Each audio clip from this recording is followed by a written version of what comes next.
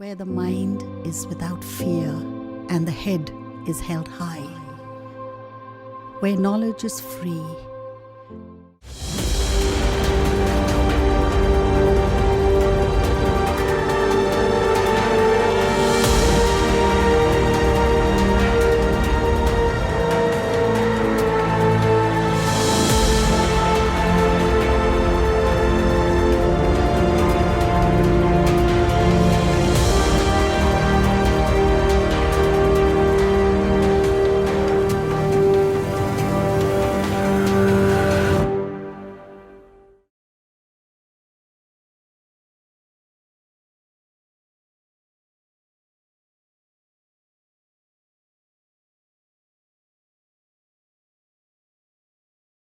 প্রিয় ছাত্রছাত্রীরা, আশা করি তোমরা প্রত্যেকে ভালো আছো, সুস্থ আছো। ভার্চুয়াল ক্লাসরুমে তোমাদের পুনরায় স্বাগত জানাই। আমি শুভ্রবিতান সাহা, মালদা জেলা স্কুলের পদার্থবিদ্যার শিক্ষক। মালদা জেলা প্রশাসন ও মালদা জেলা শিক্ষা দপ্তরের যৌথ উদ্যোগে যে অনলাইন টেলিক্লাসের আয়োজন করা হয়েছে, আজকে আমি তোমাদের সেই ক্লাসে পুনরায় চলে এসেছি দ্বাদশ শ্রেণীর ক্লাসরুমে। তোমরা ইতিমধ্যেই জানো যে আমরা তড়িৎ ক্ষেত্র অধ্যায়টি পড়ছিলাম এবং বিগত ক্লাসে আমরা যে বিষয়গুলো আলোচনা করেছিলাম সেইগুলো হলো তড়িৎ দ্বিমেরু কী, দ্বিমেরু ভ্রামক কী, তড়িৎ দ্বিমেরুর বিভিন্ন জায়গায় ক্ষেত্র প্রাবল্যের মান আমরা বের করেছিলাম এবং একটা তড়িৎ দ্বিমেরুকে যখন আমরা ইলেকট্রিক ফিল্ডে প্লেস করব তখন তার উপর কত টর্ক কাজ করে সেই রাশিমালাটা আমরা আগের দিন বের করেছিলাম। আজকে আমাদের মূল আলোচ্য বিষয় হবে গাউসের উপপাদ্য। গাউসের উপপাদ্য পড়ার আগে আমরা আনুষঙ্গিক কিছু বিষয় আমাদের পড়তে হবে এবং সেই আনুষঙ্গিক বিষয়গুলোর মধ্যে খুবই ইম্পর্টেন্ট হচ্ছে ক্ষেত্র ভেক্টর কী, ইলেকট্রিক ফ্লাক্স কী। এই বিষয়গুলো যদি আমরা না জানি বা না পড়ি তাহলে কিন্তু আমরা গাউসের উপপাদ্য কিছুই বুঝতে পারবো না। তো তার আগে আমাদের কিছু জিনিস জানতে হবে। ক্ষেত্র ভেক্টর কী এবং ইলেকট্রিক ফ্লাক্স কী, সেই বিষয়গুলোতে আমরা আসছি। আমরা আজকে শুরু করব পরাবিদ্যুৎ বা ডাইইলেকট্রিক দিয়ে। পরাবিদ্যুৎ জিনিসটা কি? পরাবিদ্যুৎ হচ্ছে এমন একটা পদার্থ যেই পদার্থে কোনো মুক্ত ইলেকট্রন থাকবে না। তোমরা জানো যে কোনো পরিবাহীর মধ্যে বা কোনো পদার্থে কারেন্ট ক্যারি কে করে? তড়িৎ পরিবহনের জন্য মেন যে দায়ী তারা হচ্ছে মুক্ত ইলেকট্রন, ঠিক আছে? তাহলে পরাবিদ্যুৎ কারা? যাদের মধ্যে কোনো মুক্ত ইলেকট্রন থাকবে না, অর্থাৎ তারা কারেন্ট ক্যারি করতে পারবে না। তো এরকম উদাহরণ কারা আছে? এরা ধরে নাও অভ্র, কোয়ার্জ, জল, প্লাস্টিক, এরা হচ্ছে প্রত্যেকে পরাবিদ্যুৎ। অর্থাৎ এদেরকে কি বললাম? এদের মধ্যে কোনো মুক্ত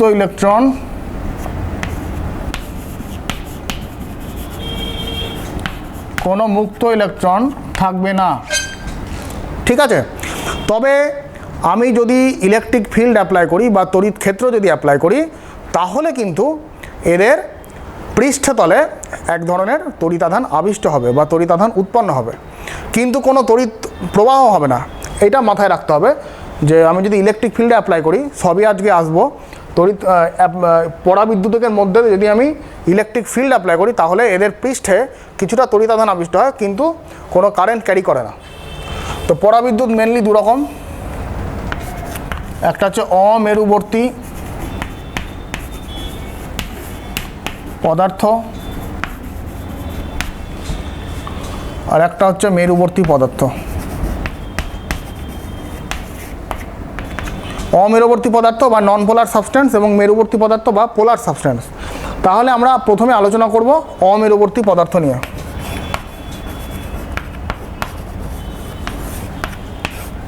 অমেরুবর্তী পদার্থ কারা? অমেরুবর্তী পদার্থ তৈরি হয় অমেরুবর্তী অণু দ্বারা।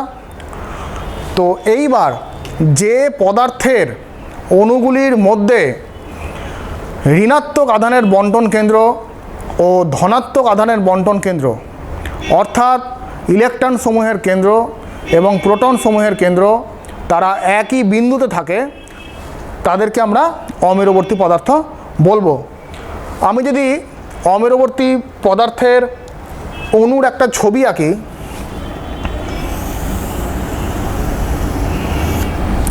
একটা অমেরুবর্তী পদার্থের অণু এবং এই একই জায়গাতে দেখো ধনাত্মক আধান সমূহের কেন্দ্র এবং ঋণাত্মক আধান সমূহের কেন্দ্র একই জায়গায় আছে, অর্থাৎ ইলেকট্রনের কেন্দ্র এবং প্রোটনের কেন্দ্র একই জায়গায় আছে। ঠিক আছে, তো তোমাদের মনে প্রশ্ন আসতে পারে যে ইলেকট্রন এবং প্রোটন একই জায়গায় কেমন করে অবস্থান করতে পারে, কারণ ইলেকট্রন তো থাকে নিউক্লিয়াসের বাইরে এবং প্রোটন থাকে নিউক্লিয়াসের ভেতরে।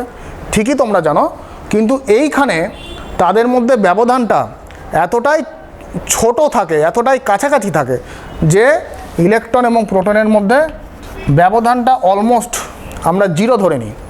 ইলেকট্রন সমূহের কেন্দ্র এবং প্রোটন সমূহের কেন্দ্র এদের মধ্যে ব্যবধানটা অলমোস্ট আমরা জিরো ধরে নিই। ঠিক আছে, তাহলে অমেরুবর্তী অণু যারা আছে তাদের ক্ষেত্রে দ্বিমেরু ভ্রামক কত হবে? এর আগের দিনই আমরা পড়িয়েছি দ্বিমেরু ভ্রামক। দ্বিমেরু ভ্রামক কত হবে? দ্বিমেরু ভ্রামক তোমরা জানো যে কোনো একটা আধান ইনটু তাদের মধ্যে দূরত্ব, অর্থাৎ আমি যদি দুটো আধান নিই, সমপরিমাণ এবং বিপরীতধর্মী আধান ছিল, তাদের মধ্যে ব্যবধান ছিল 2L তড়িৎ দ্বিমেরুতে, তাহলে দ্বিমেরু ভ্রামক হচ্ছে P = 2L3। এটা তোমরা জানো, গত ক্লাসে করা হয়েছে। তাহলে এখানে তো ইলেকট্রন সমূহের কেন্দ্র আর প্রোটন সমূহের কেন্দ্রের মধ্যে কোনো ব্যবধানই নেই বেসিক্যালি, তাহলে অমেরুবর্তী পদার্থের দ্বিমেরু ভ্রামক সেটা কিন্তু জিরো। অমেরুবর্তী পদার্থের দ্বিমেরু ভ্রামক জিরো। এরকম পদার্থের উদাহরণ কি হবে? অমেরুবর্তী পদার্থের উদাহরণ হচ্ছে CH4 মিথেন। আচ্ছা, এইবার অমেরুবর্তী পদার্থকে যদি আমি ইলেকট্রিক ফিল্ডে প্লেস করি তাহলে কি ঘটনাটা ঘটবে? অমেরুবর্তী পদার্থকে যদি আমি ইলেকট্রিক ফিল্ডের মধ্যে প্লেস করি তাহলে দেখো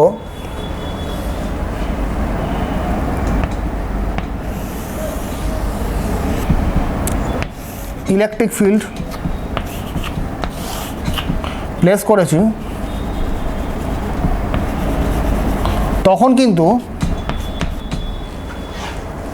কিন্তু দেখো ঋণাত্মক আধানের কেন্দ্র আর ধনাত্মক আধানের কেন্দ্র অর্থাৎ ইলেকট্রনের কেন্দ্র এবং প্রোটনের কেন্দ্রের মধ্যে একটা সুস্পষ্ট ব্যবধান পাওয়া গেছে, অর্থাৎ তখন কিন্তু তাদের মধ্যে একটা দ্বিমেরু আবিষ্ট হবে। ঠিক আছে, প্রথমে কিন্তু দ্বিমেরু ভ্রামক ছিল না, কিন্তু যখন আমি একটা অমেরুবর্তী অণুকে আমি ইলেকট্রিক ফিল্ডে প্লেস করেছি তাদের মধ্যে একটা দ্বিমেরু আবিষ্ট হলো, একে আমরা বলবো আবিষ্ট দ্বিমেরু, ইন্ডাকশন ডাইপোল। ঠিক আছে, এবং দ্বিমেরু আবিষ্ট হলে তাহলে এখানে একটা আবিষ্ট আধান হবে এবং তখন কিন্তু তারা কারেন্ট ক্যারি করতে পারবে না। একটা আধান আবিষ্ট হবে বটে, কিছু স্বল্প স্ট্যাটিক ইলেকট্রিসিটি তৈরি হতে পারে, কিন্তু কারেন্ট ইলেকট্রিসিটি কখনো হবে না, কারণ এদের মধ্যে মুক্ত ইলেকট্রন থাকে না। তাহলে এই হচ্ছে তোমাদের অমেরুবর্তী পদার্থ এবং তাদের গঠন আমরা জেনে নিলাম। এরপরে আমরা পড়ব মেরুবর্তী পদার্থ।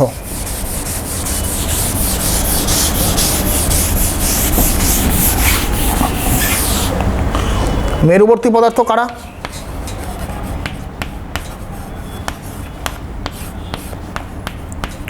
মেরুবর্তী পদার্থের অণু, মেরুবর্তী পদার্থের অণুর মধ্যে ইলেকট্রনের আধানের কেন্দ্র এবং প্রোটনের কেন্দ্র এদের মধ্যে একটা সুস্পষ্ট ব্যবধান আগে থেকেই থাকবে।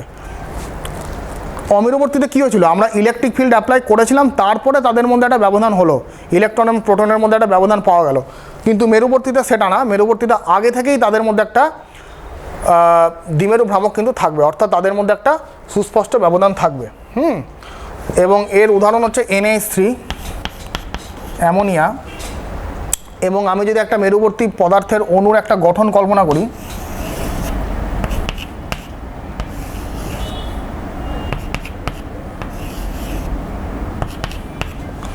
দেখো প্রত্যেকের মধ্যে কিন্তু দ্বিমেরু ভ্রামক তৈরি হয়েছে, প্রত্যেকের মধ্যে একটা দ্বিমেরু ভ্রামক আছে, ইলেকট্রিক ফিল্ডে দেওয়ার আগেই এদের মধ্যে কিন্তু দ্বিমেরু ভ্রামক থাকে।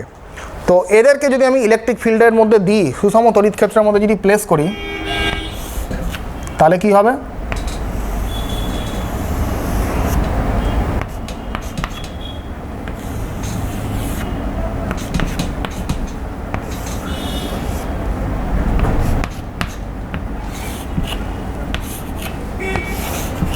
সুষম তড়িৎ ক্ষেত্রের মধ্যে দিলে তখন কিন্তু অণুগুলোর একটার সুন্দর একটা সুসজ্জিতভাবে অবস্থান করবে, অর্থাৎ তাদের ওরিয়েন্টেশনটা একটা সুন্দর একটা ওরিয়েন্টেশন হয়ে তারা কিন্তু বিন্যস্ত হয়ে থাকবে। এই হচ্ছে মেরুবর্তী পদার্থ। এবং এখানেও তাই, দ্বিমেরু একটা আবিষ্ট হওয়ার জন্য এদের মধ্যে একটা আবিষ্ট আধান থাকবে, কিন্তু তাও এরা কারেন্ট ক্যারি করতে পারবে না।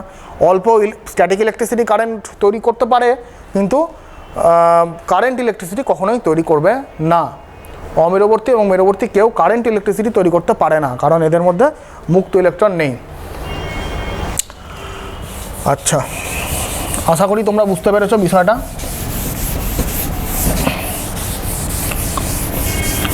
এইবার আমরা যেটা পড়ব সেটা হচ্ছে ক্ষেত্র ভেক্টর।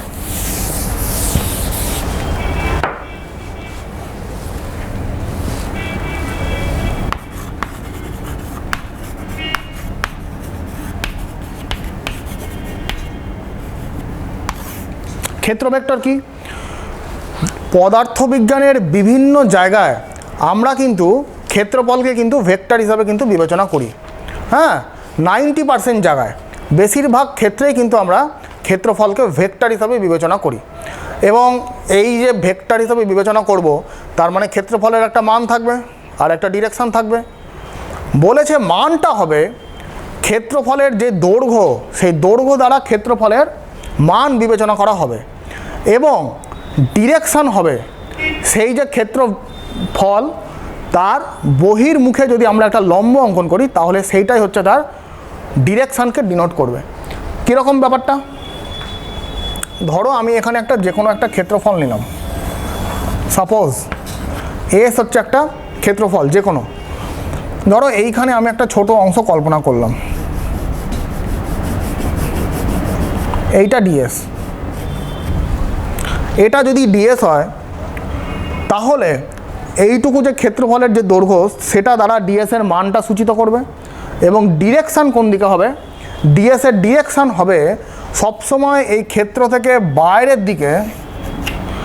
আমি যদি একটা লম্ব অঙ্কন করি, তাহলে সেটাই কিন্তু ক্ষেত্র ভেক্টরের ডিরেকশানটা ডিনোট করবে, ডিএস মাথায় অ্যারো। হ্যাঁ, তো এইটা হচ্ছে ক্ষেত্র ভেক্টর। ক্ষেত্রফল তার মান দ্বারা আমরা সেই ক্ষেত্র ভেক্টরের ম্যাগনিটিউডটা ডিনোট করি, এবং তার সঙ্গে সেই তলের সঙ্গে বাইরের দিকে আমরা যদি একটা পারপেন্ডিকুলার লম্ব টানি, তাহলে কিন্তু সেটা তার ডিরেকশনকে বিবেচনা করবে। ঠিক আছে? আচ্ছা, ক্ষেত্র ভেক্টরটা আমাদের লাগবে গাউসের উপপাদ্য বোঝার জন্য। আচ্ছা, এখন আমরা যেটা করব সেটা হচ্ছে তড়িৎ ফ্লাক্স।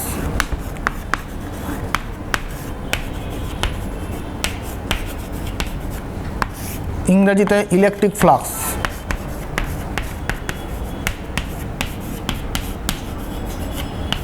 অত্যন্ত ইম্পর্টেন্ট ইলেকট্রিক ফ্লাক্স। পরবর্তীকালে আমরা গাউসের উপপাদ্য পুরোটাই ইলেকট্রিক ফ্লাক্সের ওপর দাঁড়িয়ে আছে, এবং এখন যদি আমরা ভালো করে বুঝতে না পারি, তাহলে কিন্তু গাউসের উপপাদ্যটা বুঝতেই পারবো না। ইলেকট্রিক ফ্লাক্সটা কি? আগে আমি ডেফিনেশনটা বলছি, তারপরে আমি ব্যাখ্যায় যাব। ডেফিনেশনটা কি? কোনো তলের সঙ্গে জড়িত তড়িৎ ফ্লাক্স কি বোঝায়? কোনো তলের সঙ্গে জড়িত তড়িৎ ফ্লাক্স বোঝাবে ওই তল থেকে অভিলম্বভাবে নির্গত বলরেখার সংখ্যা। ঠিক আছে? কোনো তলের সঙ্গে জড়িত তড়িৎ ফ্লাক্স ডিনোট করবে ওই তল থেকে কতগুলো অভিলম্বভাবে অতিক্রান্ত বলরেখা বেরিয়েছে, বা অবিলম্বভাবে নির্গত বলরেখার সংখ্যা। তাহলে বুঝতেই পারছো যে electric flux is nothing but a number. সেটা কিন্তু অ্যাকচুয়ালি একটা নাম্বারকে ডিনোট করে। কিসের নাম্বার? কতগুলো বলরেখা ওই তল থেকে লম্বভাবে বের হয়েছে। তাহলে তোমরা জানো সংখ্যা যদি বিচার করে, তাহলে অবশ্যই তড়িৎ ফ্লাক্স একটা স্কেলার রাশি। ঠিক আছে? তড়িৎ ফ্লাক্সকে আমরা একটা স্কেলার রাশি, যেটাকে আমরা ফাই দিয়ে ডিনোট করব, সেটা তড়িৎ ফ্লাক্স। কোনো তল থেকে আমি লিখে দিচ্ছি, কোনো তলের সঙ্গে জড়িত তড়িৎ ফ্লাক্স সূচিত করে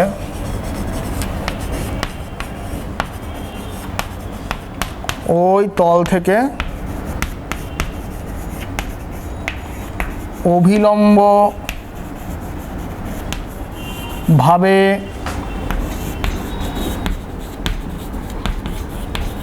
অতিক্রান্ত বলরেখার সংখ্যা।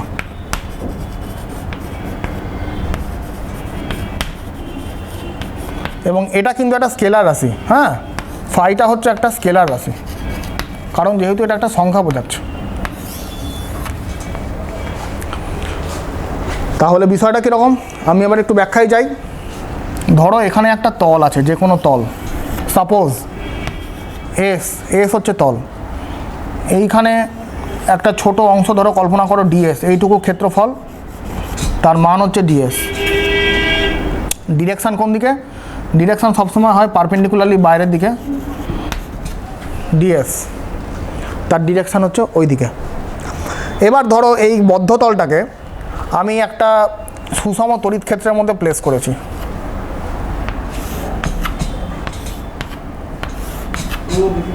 এইদিকে তোমার তড়িৎ ক্ষেত্র কাজ করছে ই, এইদিকে ই কাজ করছে, এবং ই আর ডিএস এর মধ্যে অ্যাঙ্গেলটা কত? ই আর ডিএস এর মধ্যে অ্যাঙ্গেলটা হচ্ছে থিটা। এবার ই আর ডিএস এর মধ্যে অ্যাঙ্গেলটা যদি থিটা হয়, তাহলে তড়িৎ ফ্লাক্স কত হবে? আমাদের তড়িৎ ফ্লাক্স বের করতে হবে। তো এই জিনিসটা বোঝার জন্য আমাদের কিন্তু একটা প্রিভিয়াস নলেজ কিন্তু খুব কাজে আসবে, যেটা আমরা প্রিভিয়াস ক্লাসে করেছিলাম। সেটা কি? সেটা হচ্ছে ম্যাক্সওয়েলের থিওরি। ম্যাক্সওয়েলের থিওরিতে কী ছিল? যে বলরেখার সাহায্যে তড়িৎ ক্ষেত্রের একটা কনসেপশান কিন্তু ছিল। তো সেখানে তোমরা কি দেখেছো? সেখানে তোমরা দেখেছো যে কোনো বিন্দুর চতুর্দিকে একক ক্ষেত্রফল থেকে যে বলরেখাটা বেরোয় সেটা হচ্ছে ক্ষেত্র প্রাবল্য। ঠিক আছে, তাহলে আমি এখানে তোমাদের লিখে দিই। আচ্ছা, এইটা তোমরা আশা করি লিখে নিয়েছো খাতায়, এইটা আমি মিটিয়ে দিচ্ছি।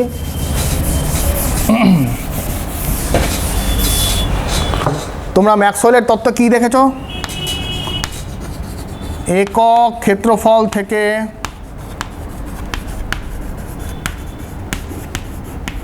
নির্গত বলরেখার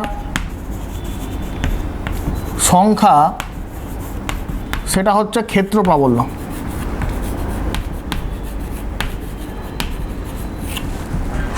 আচ্ছা, একক ক্ষেত্রফল থেকে নির্গত বলরেখার সংখ্যা, সেটা ক্ষেত্র প্রাবল্য।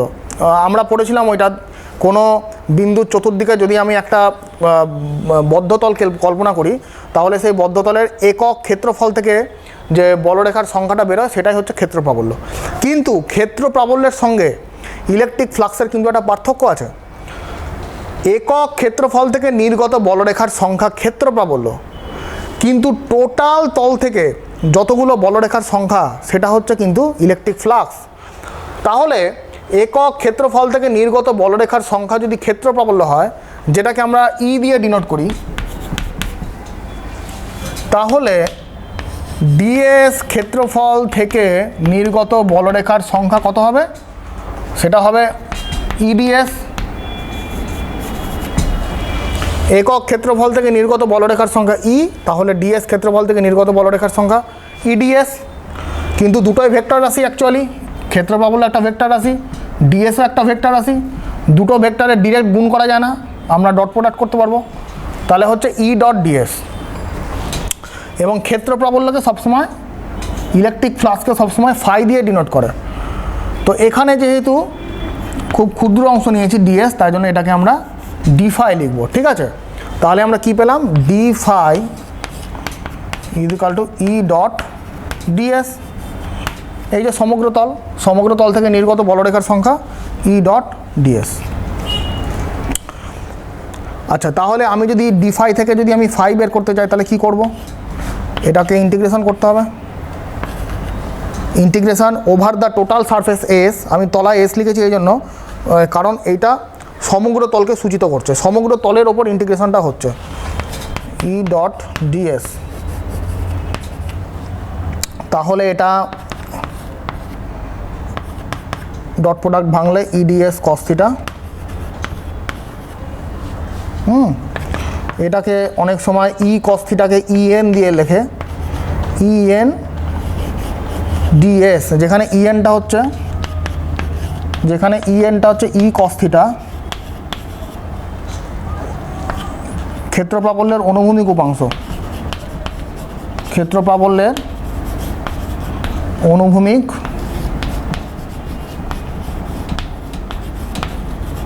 উপাংশ। তাহলে ফাই হচ্ছে ইন্টিগ্রেশন এস ইএন ডিএস। হ্যাঁ, তাহলে তোমরা বুঝতে পারলে যে এইটাই হচ্ছে ইলেকট্রিক ফ্লাক্সের কিন্তু রাশিমালা, phi is equal to integration EN DS, বা এখানেও আমরা ছেড়ে দিতে পারি ই কস থিটা ডিএস।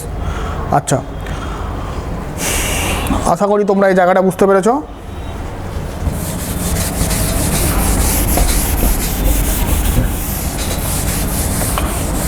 এবার তোমাদের কিছু স্পেশাল কেস দেখতে হবে। স্পেশাল কেস কীরকম?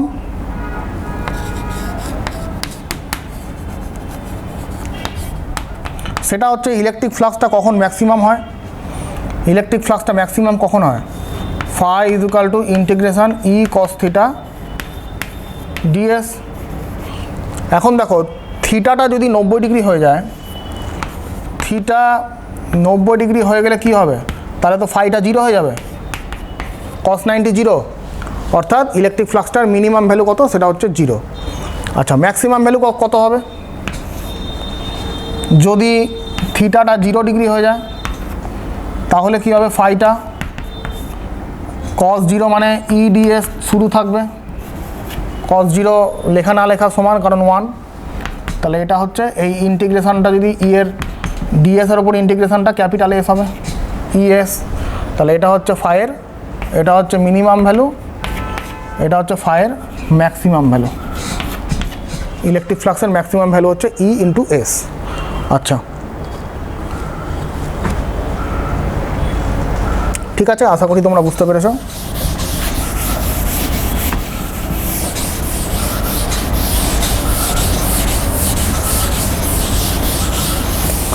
আচ্ছা, এইবার তোমাদের এককটা জানতে হবে, একক এবং মাত্রাটা জানতে হবে, যেটা তোমরা জানো যে তড়িৎ ফ্লাক্সের একক এবং মাত্রা কিন্তু খুবই ইম্পর্টেন্ট, পরীক্ষার সময় খুবই দিয়ে দেয়।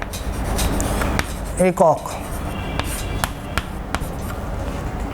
দেখো তড়িৎ ফ্লাক্স মানে তো ই ডট ডিএস, ইন্টিগ্রেশন মানে ডি ফাই মানে হচ্ছে ই ডট ডিএস, তার মানে ই এর একক ইন্টু ডিএস এর একক। ই এর একক তোমরা জানো কি? তো এটা ই মানে তোমরা জানো এফ বাই কিউ, মানে newton per coulomb, newton coulomb inverse metre to the power metre square, কারণ ক্ষেত্রফলের একক মিটার স্কোয়ার। আচ্ছা, এখানে একই রকমভাবে এটা এসআইতে, সিজিএসে কী হবে? এগুলোর সিজিএস ফর্ম লিখে দাও, ইএসইউ,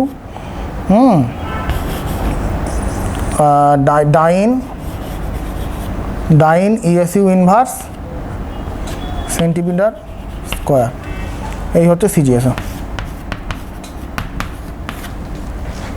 ঠিক আছে, আচ্ছা, এবার মাত্রাটা বলে দাও কত হবে? মাত্রা, মাত্রা ই এর মাত্রা মানে কি? এফ এর মাত্রা বাই কিউ এর মাত্রা। তাহলে ই এর মাত্রা মানে হচ্ছে এফ এর মাত্রা বাই কিউ এর মাত্রা।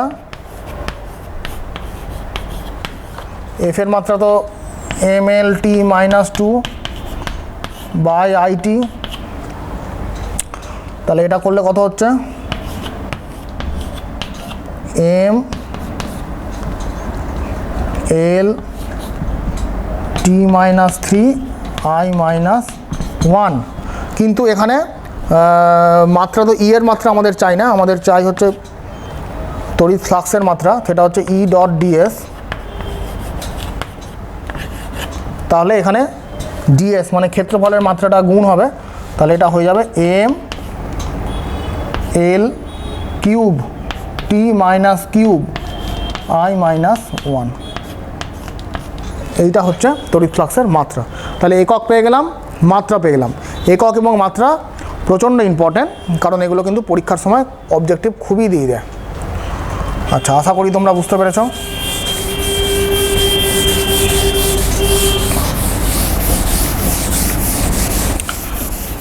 এইবার আমাদের একটা জিনিস জানতে হবে যে তড়িৎ ফ্লাক্স কিন্তু ধনাত্মক এবং ঋণাত্মক দুটোই হতে পারে। তড়িৎ ফ্লাক্স ধনাত্মক এবং ঋণাত্মক দুটোই হতে পারে। তো ধনাত্মক তড়িৎ ফ্লাক্স কখন বলবো আমরা? ধনাত্মক তড়িৎ ফ্লাক্স কাকে বলবো?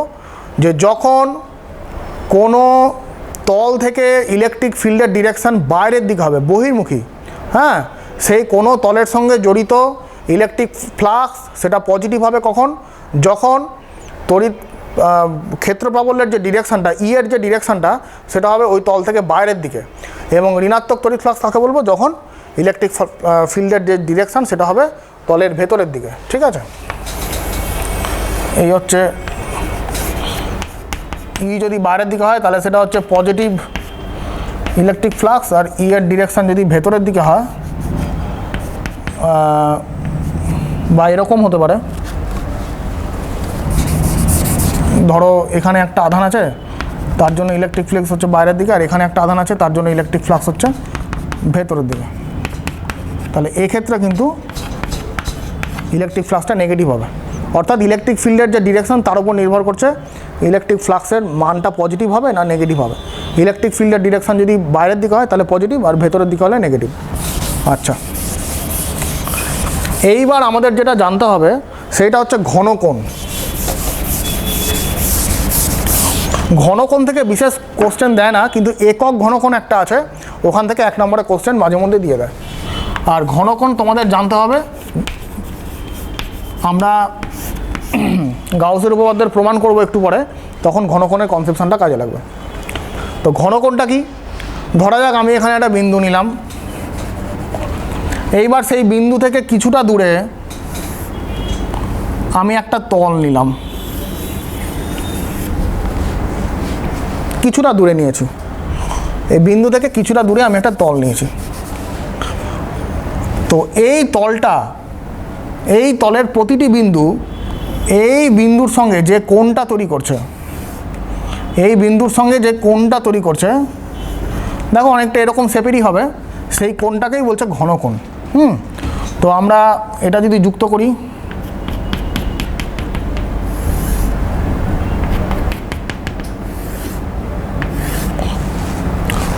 একটি বিন্দু থেকে কিছুটা দূরে আমি যে কোনো একটা তল কল্পনা করেছি, এবং সেই তলের প্রতিটি বিন্দু এই বিন্দুর সঙ্গে যে কোণটা তৈরি করছে তাকে আমরা ঘনকোণ বলছি।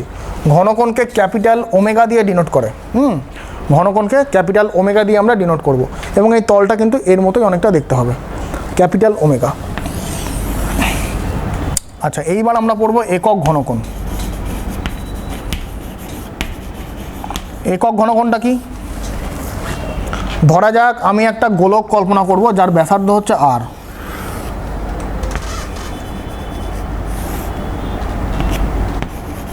আর ব্যাসার্ধের একটা গোলক আমি কল্পনা করেছি। ঠিক আছে, তাহলে এবার কি করব, যেই মানের আমি ব্যাসার্ধ কল্পনা করব, যেই মানের ব্যাসার্ধ কল্পনা করেছি তার বর্গ অর্থাৎ r² এই ক্ষেত্রফলযুক্ত একটা ক্ষেত্র আমাকে কল্পনা করতে হবে। কোথায়, এখানে,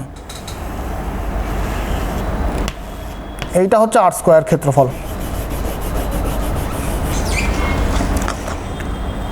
এবং এই ক্ষেত্রফলটা এই বৃত্তের বা গোলকের কেন্দ্রে যে কোণটা তৈরি করে সেই কোণটাকেই বলছি আমরা ওমেগা। একক ঘনকোণকে আমরা ওমেগা দিয়ে ডিনোট করব, একক ঘনকোণ বা ওমেগা।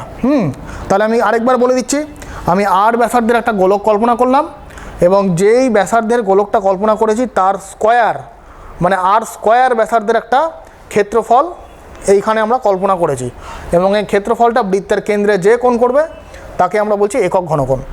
অবশ্যই ঘনকোণ একটা মাত্রাহীন রাশি, ঘনকোণ একটা মাত্রাহীন রাশি, কিন্তু একক ঘনকোণের একটা একক আছে, এটাকে আমরা স্টেরেডিয়ানও বলি।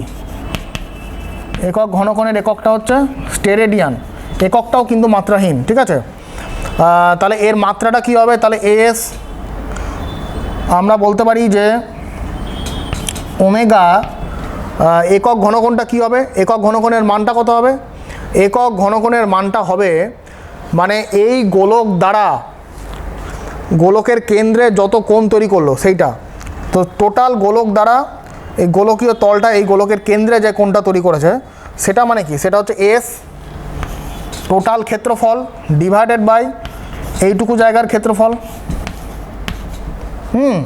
তাহলে টোটাল ক্ষেত্রফল কত, এস গোলকের ক্ষেত্রফল তোমরা জানো 4πr² ডিভাইডেড বাই r², তাহলে হচ্ছে 4π। তাহলে গোলকের ক্ষেত্রে একক ঘনকোণের মান হচ্ছে বা ওমেগার মান হচ্ছে 4π। তো এইটা আমাদের কাজে লাগবে। আমরা পরবর্তীকালে যখন আমরা ইয়ে করব, গাউসের উপপাদ্য করব, তখন কিন্তু আমাদের এটা খুবই কাজে লাগবে। ঠিক আছে, আশা করি তোমরা বুঝতে পেরেছো।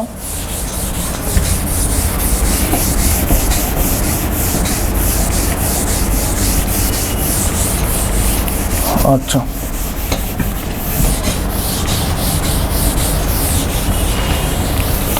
গাউসের উপপাদ্য।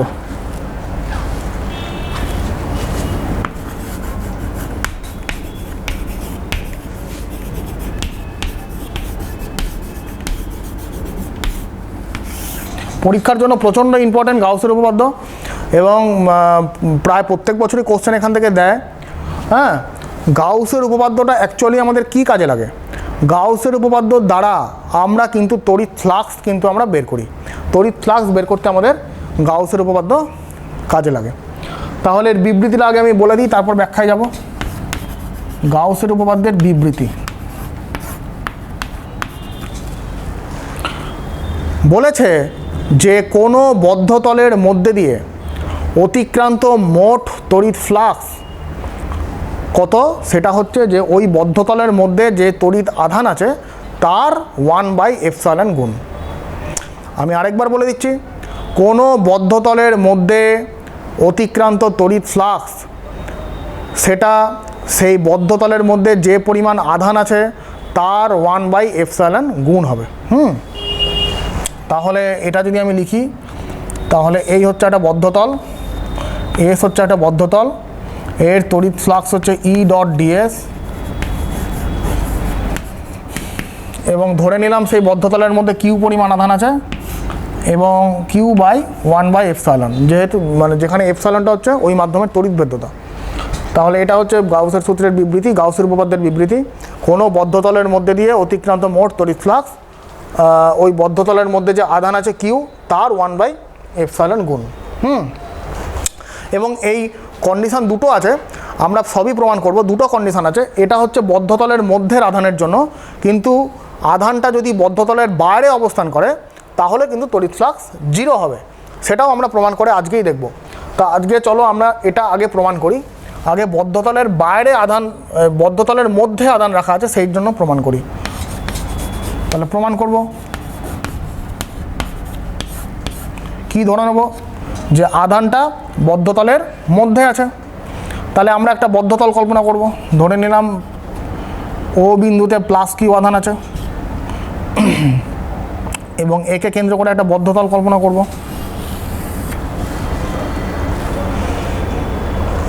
এবং ধরে নিলাম পিতে বদ্ধতলের মধ্যে একটা, আচ্ছা এস বদ্ধতল, পিতে আমাকে তড়িৎ ক্ষেত্রের প্রাবল্য বের করতে হবে। তাহলে এইটা দূরত্ব কত, ওপি মানে আর, ওপি মানে আর, এবং আধানটি যে মাধ্যমে রাখা আছে তার তড়িৎ ভেদ্যতা হচ্ছে এপসাইলন, ওপি মানে হচ্ছে আর। আচ্ছা, তাহলে পিতে আমি যদি বলি তড়িৎ ক্ষেত্রের প্রাবল্য কত, তাহলে তোমরা নিশ্চয়ই বলতে পারবে। আমরা জানি কত হয় সেটা। তড়িৎ ক্ষেত্রের প্রাবল্য পিতে যদি বের করতে হয় তাহলে আমাকে এখানে মনে মনে একটা +1 একক আছে বলে আমরা ধরে নেব। তাহলে তড়িৎ ক্ষেত্রের প্রাবল্য হচ্ছে 1/4πε ইন্টু কিউ ইন্টু 1 তাদের ডিস্টেন্সের স্কোয়ার, মানে Q/r²। আচ্ছা, এইবার আমরা কি করব, এইবার পিকে কেন্দ্র করে আমরা একটা বদ্ধতল কল্পনা করব।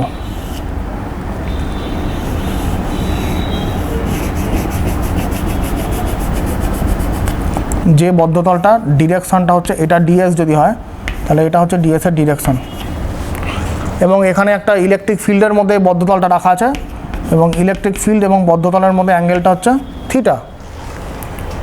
তাহলে আমরা গাউসের উপপাদ্য প্রমাণ করতে চলেছি। আমরা লেফট হ্যান্ড সাইড ধরে প্রমাণ করি। লেফট হ্যান্ড সাইড কি আছে, ইন্টিগ্রেশন E.ds ডট প্রোডাক্ট ভাঙলে EDS cos θ।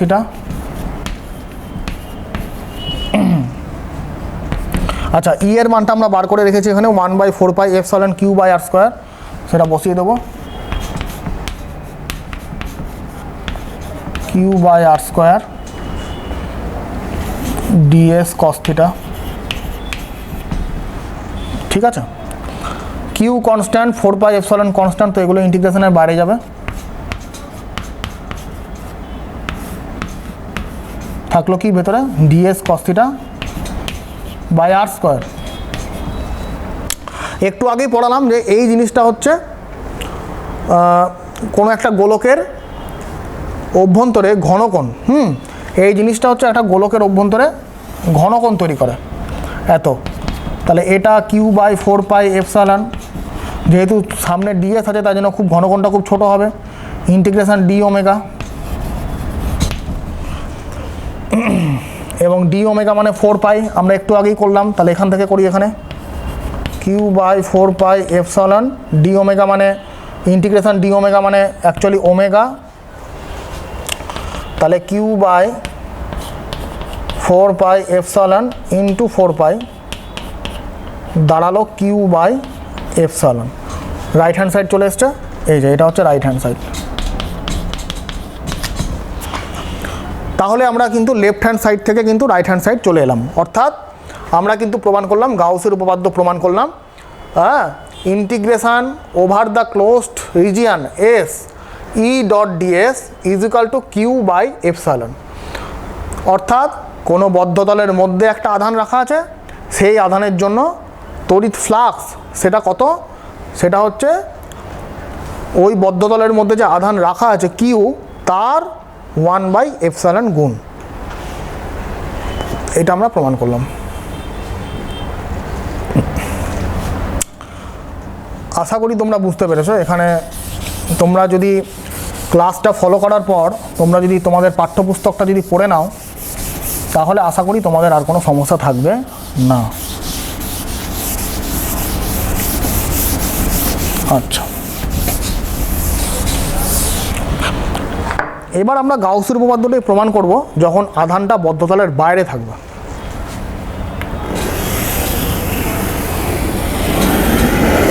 ধরো এরকম একটা বদ্ধতল আছে এবং বদ্ধতলের বাইরে একটা আধান আছে, প্লাস কিউ আধান। আমি এবার এখান থেকে ধরো দুটো লাইন টানলাম, পরিষ্কার দেখতে পাচ্ছ, তাহলে দুটো আমি ক্ষেত্র ভেক্টর পাবো, একটা এখানে তো পাবো আমরা, একটা এখানে পাবো। এটা DS1, ধরো এখানে পি আধান আছে, এখানে পি পয়েন্ট আছে, পি পয়েন্ট এর মধ্যে আছে পি পয়েন্ট, এখানে ধরো কিউ পয়েন্ট আছে, এটা ও বিন্দুতে প্লাস কিউ আধান রাখা আছে, তাহলে আমি ধরে নিলাম OP মানে R1, ও কিউ মানে হচ্ছে R2, এটা আমি ধরে নিলাম। এবং একই রকমভাবে এইদিকে ইলেকট্রিক ফিল্ড কাজ করছে,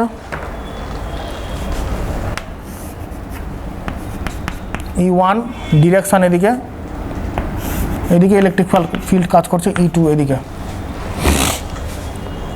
তাহলে বিষয়টা আগের মতোই একদম সেম হয়ে যাবে, খালি আমরা একবারে তাহলে করে দিই। ফাই মানে হচ্ছে integration E1 DS1 cos theta 1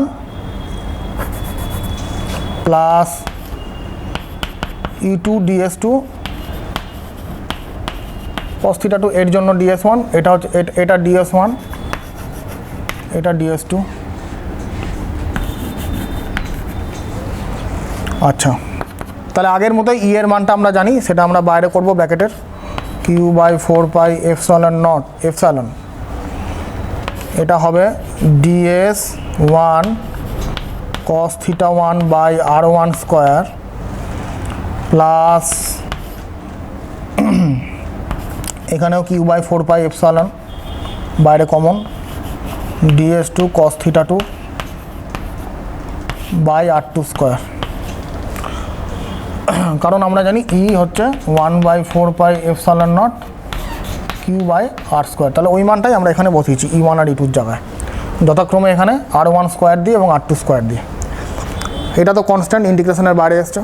আচ্ছা, তাহলে এই জিনিসটা কি হয়ে যায়, এই জিনিসটা হয়ে যায় ডি ওমেগা, এটা হয়ে যাবে ডি ওমেগা 1 প্লাস এইটা হয়ে যাবে ডি ওমেগা 2। দেখো এবার আমাকে একটা জিনিস বলো যে এখানে কিন্তু ইলেকট্রিক ফ্লাক্সটা কিন্তু এই ক্ষেত্র ভেক্টরের জন্য সেটা কিন্তু মাইনাস হবে। হ্যাঁ, কেন মাইনাস হবে? কারণ আমি বললাম যে ইলেকট্রিক ফ্লাক্সটা কখন মাইনাস হয়, যখন ইলেকট্রিক ফিল্ড ইন্টেন্সিটি তার ডিরেকশান যখন বদ্ধতলের দিকে হয়, বদ্ধতলের অন্তর্মুখী হয়, বদ্ধতলের দিকে যখন হবে তখন ইলেকট্রিক ফ্লাক্সটা কিন্তু নেগেটিভ। তাহলে এখানে দেখো ইলেকট্রিক ফ্লাক্সটা বদ্ধতলের দিকে, ওটা বদ্ধতল থেকে বেরিয়ে যাচ্ছে, ওটা পজিটিভ। এখানে ইলেকট্রিক ফিল্ডের ইন্টেন্সিটির জন্য ইলেকট্রিক ফ্লাক্সটা E2-র জন্য পজিটিভ, হ্যাঁ, কিন্তু E1-এর জন্য নেগেটিভ হবে। তাহলে এখানে আমরা সামনে একটা মাইনাস চিহ্ন বসাতে পারি, সামনে মাইনাস চিহ্ন। তাহলে ডি ওমেগা মানে 4 পাই। তাহলে দেখো অ্যাকচুয়ালি ডি ওমেগা 1 তো is equal two D omega 2, কারণ এটা গোলক, এটা গোলকের আছে, গোলকের জন্য এই দুটোরই মান 4 পাই হবে। হ্যাঁ, তাহলে কিন্তু আলটিমেটলি এটা আর এটা কেটে গেল, তাহলে 0। তাহলে এইটা আমরা বুঝতে পারলাম যে যখন একটা বদ্ধতলের বাইরে কোনো আধান থাকবে, বদ্ধতলের বাইরে কোনো আধানের জন্য ইলেকট্রিক ফ্লাক্স সেটা কিন্তু হবে 0। ঠিক আছে? আচ্ছা, তোমরা একবার গোটা বিষয়টা ভালো করে দেখে নাও। এইবার আমরা যেটা পড়ব সেটাও কিন্তু পরীক্ষার জন্য প্রচণ্ড ইম্পর্টেন্ট, বহুবার পরীক্ষায় আসে, সেটা হচ্ছে গাউসের উপপাদ্যের প্রয়োগ। তো মেনলি আমরা 4টা প্রয়োগ এখানে আলোচনা করব। তোমাদের পাঠ্যপুস্তকেও দেখবে 4-5টাই আছে, প্রত্যেকটি প্রচণ্ড ইম্পর্টেন্ট। তো আমরা প্রথমে যেটি আলোচনা করব সেটা হচ্ছে বিন্দু আধানের জন্য কোনো বিন্দুতে তড়িৎ ক্ষেত্রের প্রাবল্য। বিন্দু আধানের জন্য কোনো বিন্দুতে তড়িৎ ক্ষেত্রের প্রাবল্য কত হয় সেটা কিন্তু তোমরা এর আগেই জানো। তো সেটা আমরা কিন্তু এখন যাচাই করব গাউসের উপপাদ্যের সাহায্যে, যে আমরা যেটা জানি সেটাই আসছে কিনা সেটা আমরা একটু যাচাই করব। তাহলে বিন্দু আধানের জন্য কোনো বিন্দুতে তড়িৎ প্রাবল্য কত সেটা আমরা চলো করি। ধরো ও বিন্দুতে প্লাস কিউ আধান আছে এবং এখান থেকে আর দূরত্বে পি বিন্দু আছে, সেখানে তড়িৎ ক্ষেত্রের প্রাবল্য বের করতে হবে। তাহলে এটা যদি এপসাইলন তড়িৎ ভেদ্যতা সম্পন্ন কোনো স্থানে থাকে আধানটা, তাহলে আমরা সহজেই বলতে পারি যে এখানে পিতে তড়িৎ ক্ষেত্রের প্রাবল্য কত হবে, ই ইজ ইকুয়াল টু, আমরা সকলেই জানি 1/4 pi epsilon Q by R square হবে। এখন এইটা আমরা ক্রস চেক করব বাই ইউজিং গাউসের থিওরেম। গাউসের থিওরেম অ্যাপ্লাই করে আমরা দেখব যে এটা বিষয়টা এটা আসছে কিনা। আচ্ছা, তাহলে আমরা কি করব? আমরা এখানে যেটা করব সেটা হচ্ছে যে আর ব্যাসার্ধ, এই ব্যাসার্ধ নিয়ে একটা গোলীয় গাউসীয় তল কল্পনা করব। আর ব্যাসার্ধ ঘিরে একটা, এই যে আমি একটা গোলক কল্পনা করলাম সেটাকে বলছে গাউসীয় গোলক। কেন? তার কারণ তোমরা জানো যে গাউসের উপপাদ্য সেটা কিন্তু শুধুমাত্র একটা বদ্ধতলের ক্ষেত্রে প্রযোজ্য। তো আমি যদি বদ্ধতল যদি না নিই তাহলে কিন্তু আমরা গাউসের উপপাদ্য প্রয়োগ করতে পারবো না। তাই জন্য আমরা যেখানে আমাকে ক্ষেত্র প্রাবল্য বের করতে হবে সেই ক্ষেত্র, সে তাকে ঘিরে আমরা একটা গাউসীয় গোলক আমরা কল্পনা করেছি। তাহলে আচ্ছা, আমাকে একটা জিনিস বলো তো, যে যখন আধান পজিটিভ থাকবে তখন তোমরা জানো যে ইলেকট্রিক ফিল্ড ইন্টেন্সিটির ডিরেকশান হয় লম্বভাবে বাইরের দিকে।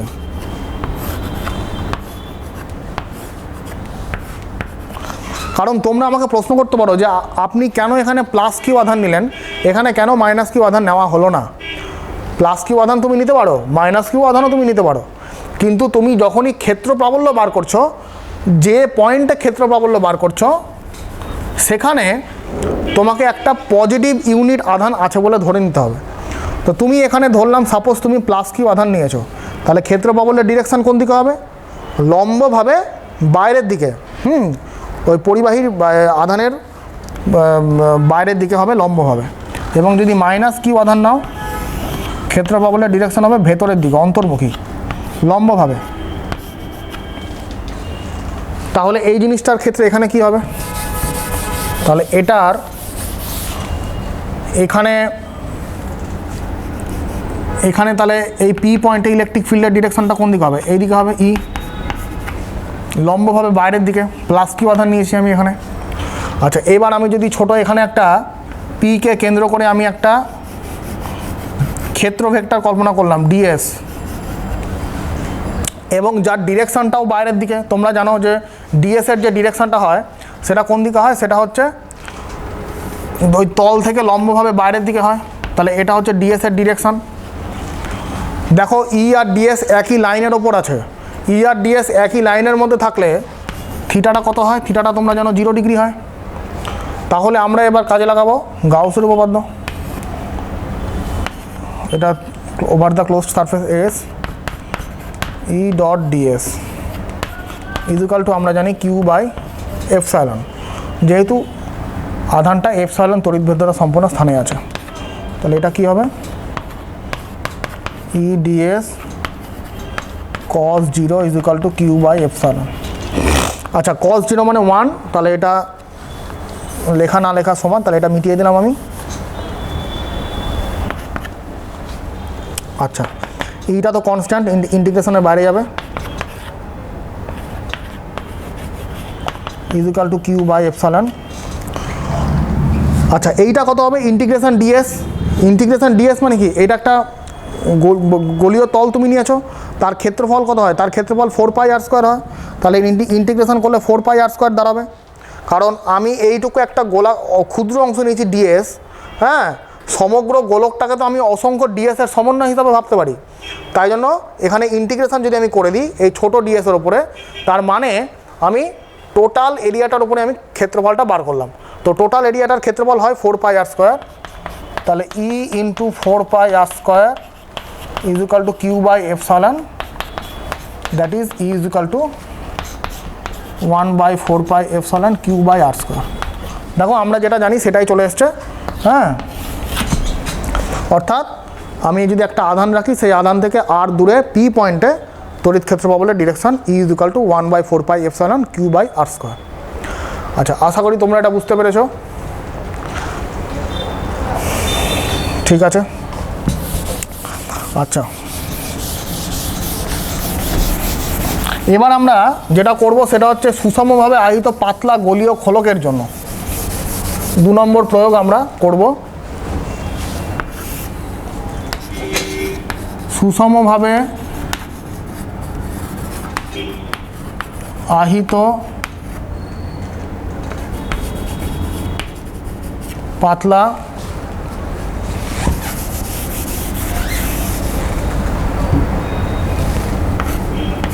গোলীয় খোলকের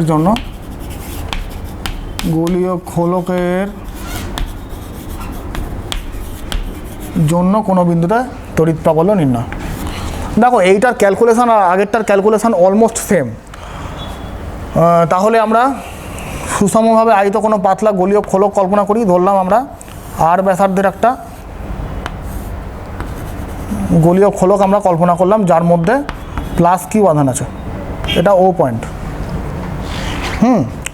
এইবার এই গোলীয় খোলকের জন্য কোনো বিন্দু ধরো এখানে আছে পি, এই পি পয়েন্টে আমাকে ক্ষেত্র প্রাবল্য বার করতে হবে, যার ডিস্টেন্স হচ্ছে ও থেকে এক্স, মানে O P is equal to x.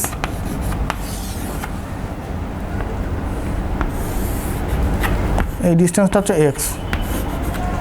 তাহলে আমরা কি করব? আমাকে আবার একটা বদ্ধতল কল্পনা করতে হবে, কারণ বদ্ধতল না কল্পনা করলে আমরা গাউসের থিওরেম অ্যাপ্লাই করতে পারবো না।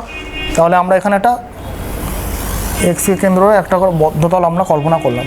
ঠিক গোল হয়নি, গোলাকারই হবে, গাউসীয় তল, গাউসীয় গোলক একটা অ্যাকচুয়ালি। তাহলে এখানেও একই রকম হবে, তাহলে আগেরটার মতোই হবে। E dot DS is equal to Q by epsilon according to গাউসের থিওরেম। তাহলে এইখানে যদি আমরা আগের মতোই একদম এখানে যদি আমরা একটা ডিএস কল্পনা করি, তাহলে ডিএস আর ই একই ডিরেকশানে হয়, ডিএসও যে ডিরেকশানে, ইও সেই একই ডিরেকশানে। অতএব এখান থেকে আমরা লিখতে পারি ইডিএস, কারণ কস 0টা লিখলাম না ওটা, কারণ এদের মধ্যেও angle 0, is equal to Q by epsilon,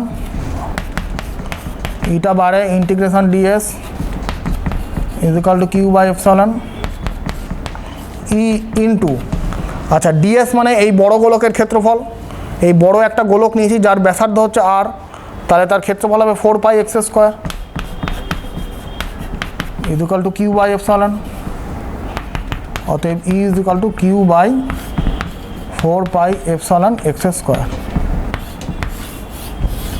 অর্থাৎ পাতলা গলীয় খোলকের জন্য কোনো বিন্দুতে আমরা ক্ষেত্র প্রাবল্য বার করলাম। অলমোস্ট আগেরটার মতোই। আচ্ছা, আশা করি তোমরা বুঝতে পেরেছো।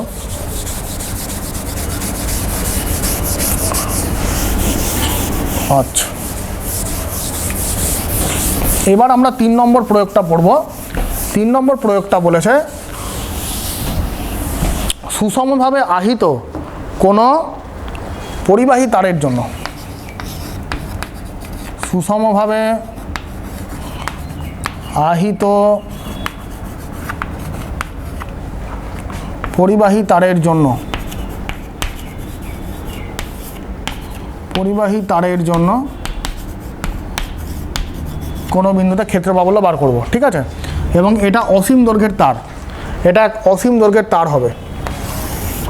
তো অসীম দৈর্ঘ্য আমরা তো নিতে পারি না, আমরা এল দৈর্ঘ্য নিলাম, আমরা এল দৈর্ঘ্যের একটা তার নিলাম, পরিবাহী তার, কারেন্ট ক্যারি করছে। ধরো এইখান থেকে পি দূরে, আর দূরে পি পয়েন্টে আমাকে ক্ষেত্র প্রাবল্য বার করতে হবে। তাহলে আমি কি করব? আচ্ছা, এখানে আমি আরেকটা জিনিস ধরে নিচ্ছি, যে মনে করি বা ধরি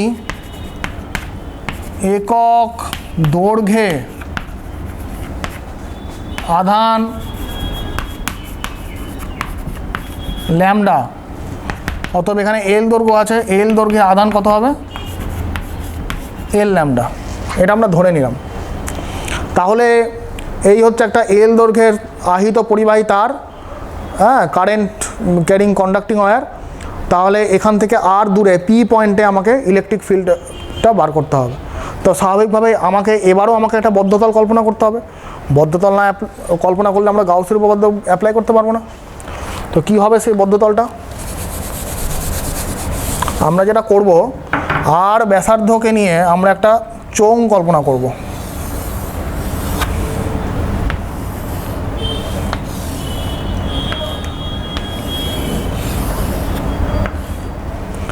আমরা একটা আর ব্যাসার্ধের একটা চোঙ কল্পনা করলাম। এইখানে পি, এখানকার পয়েন্ট হচ্ছে পি। আচ্ছা, এখানে যদি পয়েন্টটা পি হয়, তাহলে এখানে একটা ছোট অংশ আমি কল্পনা করেছি ডিএস, যার ডিরেকশানটা হচ্ছে এইদিকে, ডিএস।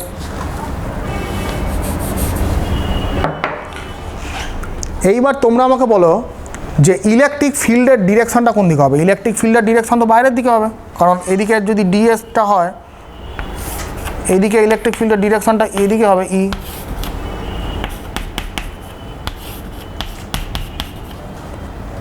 এবং কিছু ইলেকট্রিক ফিল্ডের ইন্টেন্সিটি বাইরের দিকে থাকবে, এই বাইরের দিকেও থাকবে, এদিকেও কিছু ফিল্ড ইন্টেন্সিটি থাকবে। এইবার এইখানে একটা কথা বোঝার আছে। দেখো, এখানে ই আর ডিএসটা একই ডিরেকশানে, ই আর ডিএস যদি একই ডিরেকশানে হয়, তাহলে এদের মধ্যে অ্যাঙ্গেলটা কত? এদের মধ্যে অ্যাঙ্গেলটা থিটা ইকুয়াল টু 0 ডিগ্রি। তাহলে স্বাভাবিকভাবে যদি থিটা ইকুয়াল টু 0 ডিগ্রি হয়, তাহলে এখানে তড়িৎ ফ্লাক্সটা এক্সিস্ট করছে, ইলেকট্রিক ফ্লাক্স থাকবে। কিন্তু এইদিকে দেখো, ই এর ডিরেকশান এই দিকে হওয়ার জন্য আবার ডিএসের ডিরেকশান এই দিকে, ডিএসের ডিরেকশান এই দিকে, ইলেকট্রিক ফিল্ড ইন্টেন্সিটির ডিরেকশান এই দিকে। তাহলে এখানে কিন্তু থিটাটা 90 ডিগ্রি হয়ে যাচ্ছে, এবং থিটাটা 90 ডিগ্রি হয়ে যাওয়ার জন্য এখানে কিন্তু তড়িৎ ফ্লাক্সটা 0, এখানে কিন্তু তড়িৎ ফ্লাক্সটা 0। হ্যাঁ, তাহলে এইটাই বোঝার জায়গা যে এইদিকে কিন্তু ইলেকট্রিক ফিল্ড ইন্টেন্সিটি থাকলেও তার কিন্তু কোনো ভ্যালু থাকছে না, ঠিক আছে? তো এইটা তোমাদের দেখানোর দরকার নেই, খালি তোমাদের বোঝানোর জন্য বললাম। তো এই দিকে ফিল্ড ইন্টেন্সিটি থাকলেও তার কিন্তু কোনো ভূমিকা নেই।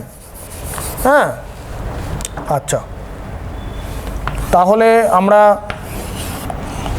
এইখানে তাহলে এবার গাউসের উপপাদ্যটা কাজে লাগাবো। ই ডট ডিএস, আচ্ছা, is equal to Q by epsilon. Q মানে তো এখানে এল ল্যামডা, টোটাল চার্জ হচ্ছে এল ল্যামডা বাই এপসাইলন।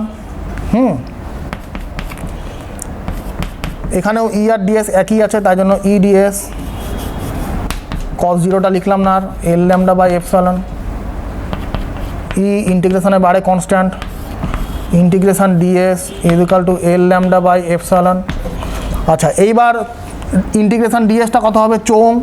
চোঙের বক্রতলের ক্ষেত্রফল তোমরা জানো 2 পাই আর এইচ, মাধ্যমিকে পড়েছো তোমরা। 2 পাই ইন্টু তার রেডিয়াস ইন্টু তার হাইট। তাহলে আমরা তো হাইটটা নিয়েছি এল, ব্যাসার্ধটা আর আছে, অতএব E into 2 pi R L equal to L lambda by epsilon. কাটাকাটি করলে এলটা গেল, অতএব E is equal to lambda by 2 pi epsilon into R. তো এটাকে আমরা মনে রাখার জন্য এরকম করে মনে রাখতে পারি 4 পাই দিয়ে 1/4 পাই এপসাইলন 2 ল্যামডা বাই আর।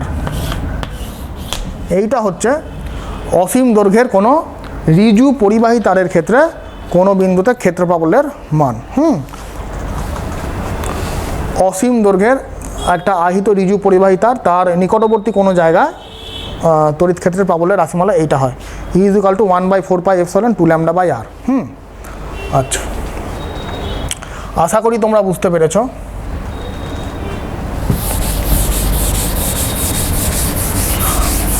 এইবার আমরা যেটা করব, লাস্ট ফাইনাল টপিক আজকের,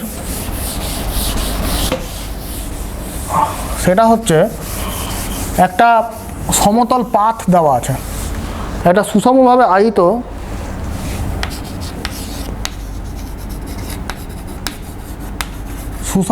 আহিত পাতলা সমতল পাতের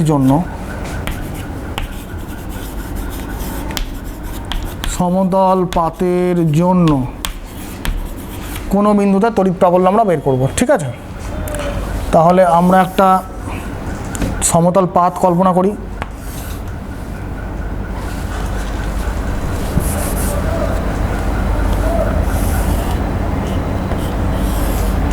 আচ্ছা, এটা আহিত, মানে বোথ সাইডে চার্জ আছে, প্লাস চার্জ, ওইদিকেও আছে এদিকেও আছে, দুটো পৃষ্ঠ তার, এবং এখান থেকে নিকটবর্তী কোনো বিন্দু ধরো পিতে বের করতে হবে তড়িৎ প্রাবল্য। এদিকেও যদি পি থাকে তাহলে ওইদিকেও নিশ্চয়ই আরেকটা পি ড্যাশ আছে, একই দূরত্ব আছে, ডিস্টেন্স সেম। তাহলে ইলেকট্রিক ফিল্ডের ডিরেকশনটা পাল্টে যাবে, শুধু ইলেকট্রিক ফিল্ডটা ই এদিকে হবে এটার জন্য, এদিকে তার জন্য হবে ই এদিকে।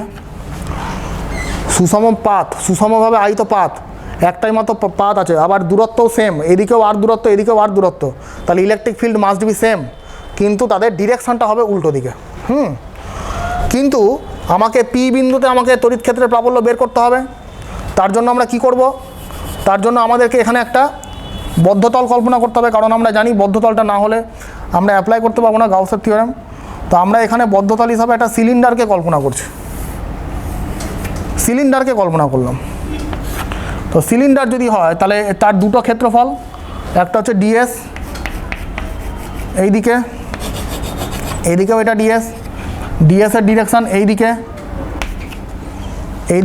ডিএস এর ডিরেকশান এইদিকে, ইলেকট্রিক ফিল্ডের ডিরেকশানের সঙ্গে, তাহলে বুঝতে পারছো তো এদিকে ছিল ইলেকট্রিক ফিল্ডের ডিরেকশান, এটার ডিরেকশান এদিকে, তাহলে ইলেকট্রিক ফিল্ডের সঙ্গে ডিএস এর ডিরেকশানটা হচ্ছে পুরোপুরি 0 ডিগ্রি। তাহলে আমরা যদি এখানে একটা জিনিস কাজে লাগাই, আচ্ছা এখানে আমরা ধরে নিই যে একক ক্ষেত্রফলে আধানকে আমরা সিগমা ধরবো, সিগমা। আচ্ছা, তাহলে ডিএস ক্ষেত্রফলে, এই যে ডিএস ক্ষেত্রফলে কত আধান থাকে সেটা হচ্ছে সিগমা ডিএস। এইবার আমরা গাউসের উপপাদ্যটা কাজে লাগাবো, integration E dot DS is equal to Q by epsilon. তো কিউ মানে তো আধান, এখানে সিগমা ডিএস হবে, সিগমা ডিএস বাই এপসাইলন। আচ্ছা, এখানে একবারে করে দিচ্ছি ই ডট 2ds করে দিচ্ছি।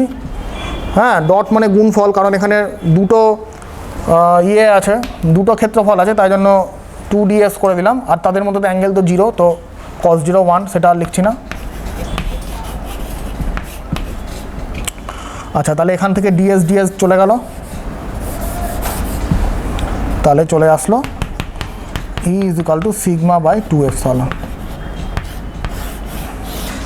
এইটা হচ্ছে কোনো সুষমভাবে আহিত পাতলা সমতল পাতের জন্য কোনো বিন্দুতে তড়িৎ ক্ষেত্রের প্রাবল্য।